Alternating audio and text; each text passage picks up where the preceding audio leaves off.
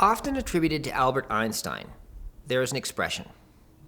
Insanity is doing the same thing over and over and expecting different results. I see this all the time with my patients, and this is one of the things that often keeps them stuck.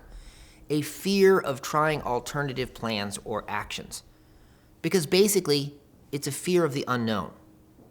Another expression that often reflects this is, the devil we know is better than the devil we don't know. And that's what I'd like to question today. This fear that often prevents us from making different choices, ones that would be beneficial if we could just have the courage to try them out. However, before I do, don't forget to hit the like button down below if you like this stuff, and subscribe to my channel, which you can do by just pushing that icon right there. If you haven't done so, or have been putting it off, hey, it'll be the first step to doing something new and unknown. In psychiatry, there's something we like to refer to as illness identity.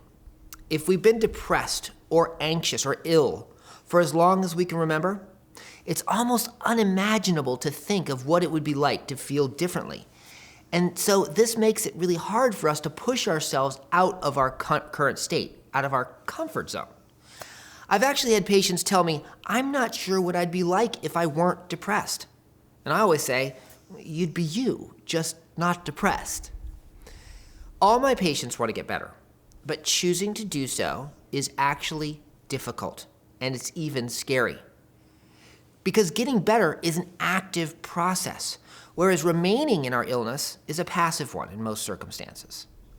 I like to tell my patients it's like coming to a well-known fork in the road, and to the right is the direction that you've always taken, okay? And it's well known that there's quicksand that you'll have to slog through, that there's pirates that you'll have to hide from, there's an angry swarm of really mad mosquitoes, and the landmines. Well, you get the idea. Now to the left is a different road that you've never taken. So what lies along its path is completely unknown. To the right is a big sign that says, "There be dragons," but you already know that. To the left is just a big question mark. So you stand there for a little while, and you look both ways, and inevitably go trotting off to the right. Why? It's because of that fear of what we don't know, and it leads us to worry, what if that way is even worse? Now, we have no evidence to suggest that it will be, and we already know how bad the way we already go is. I mean, this way might lead through a nice field of daisies next to a crystal clear spring, bypassing all those other hurdles and tortures that we know lay down the well-beaten path. But we've survived that path so far, even if we feel like crap along the way. Basically, once again, we're choosing the devil we know. This is a really common problem, and it takes a certain amount of courage to try an alternative path. This is one thing that we often ask our patients to do in therapy.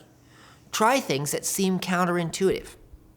Retry things that they think they may have tried, but haven't really. At the same time, it's not easy to feel comfortable trying something new.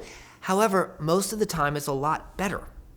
Besides, you're not going down this new road completely alone. That's what the therapist is here for, to act as a guide, as a support. So if we change the expression, the devil we know is better than the devil we don't know, to be a little more accurate, it would actually be, the devil we know is better than the unknown. And that seems to be one hell of a big assumption to me. Please subscribe if you enjoy these videos or find them useful. And remember, mental health and physical health, they're the exact same thing. See you next time.